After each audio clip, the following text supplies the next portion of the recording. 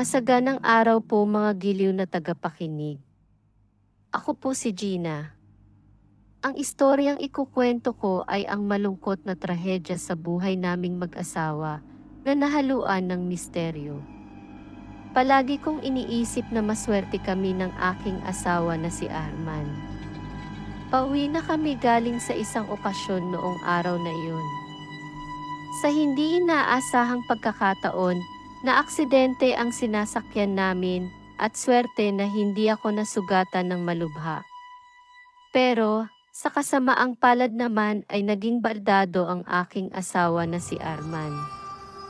Tandang-tanda ko pa, hindi siya humihinga nang isugod siya sa ospital. Matapos ang halos 3 minuto na sabihin ng doktor na siya ay clinically dead, bigla siyang nabuhay sa isang hindi maipaliwanag na pagkakataon. Sinabi ng mga doktor na maaaring napinsala ang bahagi ng kanyang utak dahil sa aksidenteng nangyari, kaya inaasahan na maaaring magdulot ito ng pagbabago ng kanyang kilos at ugali. At mula noon, ilang beses din siyang nakaligtas sa kamatayan. Noong siya ay nagpapagaling pa, madalas siyang mabilaukan sa kanyang pagkain, kaya lagi kong binabantayan siya. Minsan ay nahulog siya mula sa kanyang wheelchair kahit na maayos siyang nakaupo doon, at sa lahat ng pagkakataon na iyon, nandun ako para pigilan ang kanyang pagbagsak. Noon, biro ko pa, si Arman ay may kakambal na mahalas. Nagsimula akong mag-alala sa kanya ng halos 1 taon na mula ng aksidente. Isang gabi, nagising siya sa aming kwarto na nanginginig sa takot ng husto. Sinabi niya na may babae na gusto siyang kuhanin. Marahil ay panaginip lang iyon at wala nang iba pa. Halos ganun ang nangyari sa buong linggong iyon. Tumanggi siyang matulog na patay ang ilaw sa aming kwarto. Sa huli, natatakot na rin siya na matulog kahit sa hapon. Minsan nakita ko, nagsasalita siyang mag-isa, at tila may kausap sa kanyang harapan.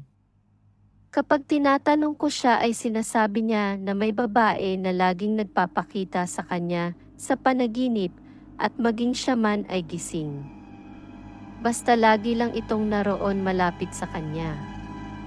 Sabi ng mga doktor na tumingin sa kanya, karaniwan lang daw iyon sa mga napinsala ang utak. Ang pagkakaroon ng bangungot at gayon din ang magkaroon ng mga pangitain. Sa puntong iyon, nagsimula na akong mag-alala ng tunay sa kanyang kalusugan sa isipan. Halos hindi na siya natutulog at hindi siya kumakain ng maayos. Ramdam ko na unti-unting nasisira ang katawan at isip niya, kaya dinala ko siya sa isang psychiatrist.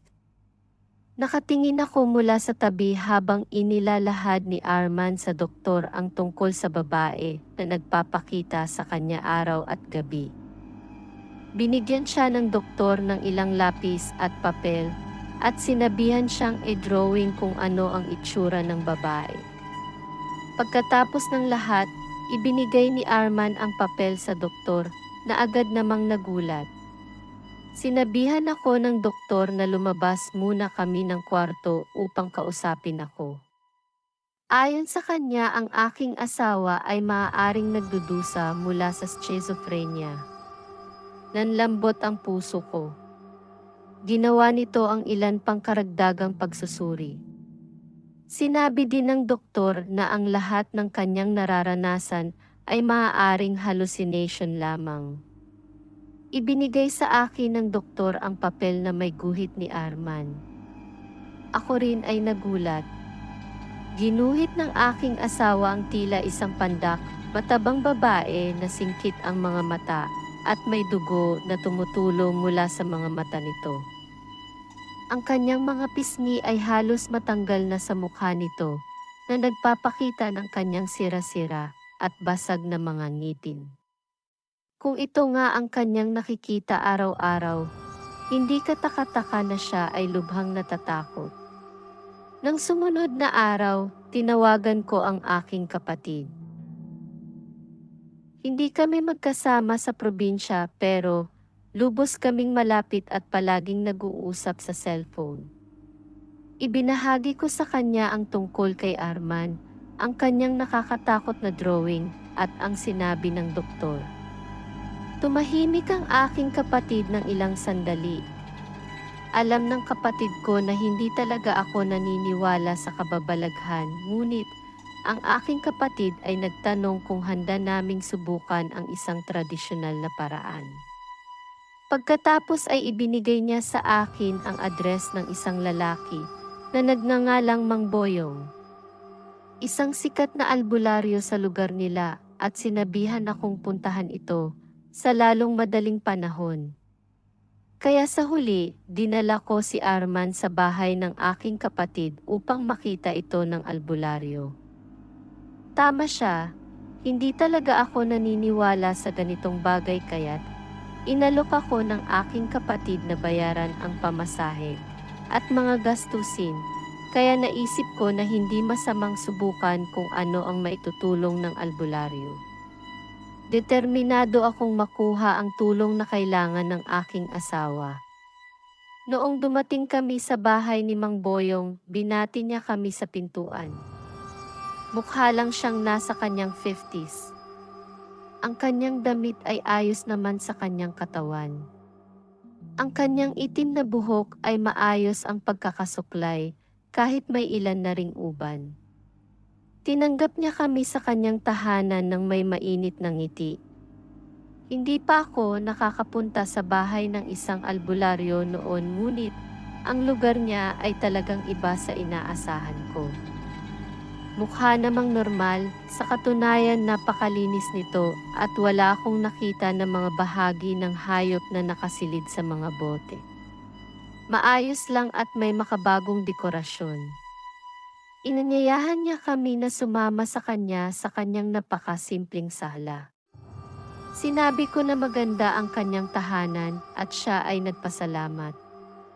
Dagdag pa niya, nakakatulong ang maluwag na lugar na nagbibigay sa kanya ng kapayapaan.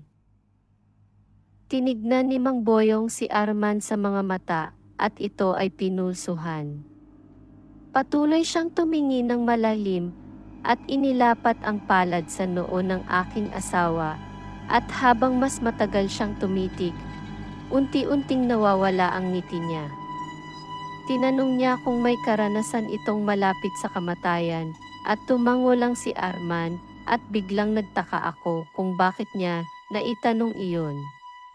Ipinaliwanag ko na marami na siyang naranasang ganoon mula pa nang kami ay maaksidente kaya't napakaswerte namin. Kakaiba ang reaksyon ng mukha ng albularyo na nagpahiwatig na hindi siya sumasang-ayon sa pahayag ko.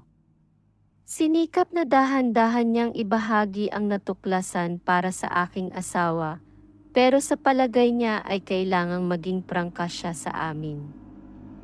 Aniya, noong namatay si Arman sa unang pagkakataon, ang kanyang kaluluwa ay napunta saglit sa kabilang buhay, at habang siya ay nandoon, ay natagpuan siya ng kanyang tunay na ina. Nalaman din niya na ito ay pumanaw sa kagayang aksidente ng si Arman ay maliit pa, kaya mula noon ito ay kinupkop na ng kanyang tita hanggang sa siya ay magbinata. Bagay na ipinagtaka ko dahil wala naman kaming nabanggit na kahit na anong impormasyon tungkol sa pamilya ni Arman. Dagdag pa niya, nang muling mabuhay si Arman, hindi na umalis ang kaluluwa ng kanyang ina sa pag-asang sila ay magsasama na rin kalaunan. Ito ay hindi ko inaasahan na marinig mula sa kanya. Isang beses na sinabi sa akin ng aking kapatid ang teoryang kapag ang mga tao ay may karanasang malapit sa kamatayan, nakakakuha sila ng ugnayan sa mundo ng mga espiritu, kung saan makakasama ang pumanaw na mga mahal sa buhay. Gayunpaman, hindi ko iniisip na totoo iyon hanggang sa kami ay nagpa siyang umalis na lamang. Nagpa siya ako na magpatuloy sa pagsusuri sa psychiatrist at gagawin namin ito ng tama.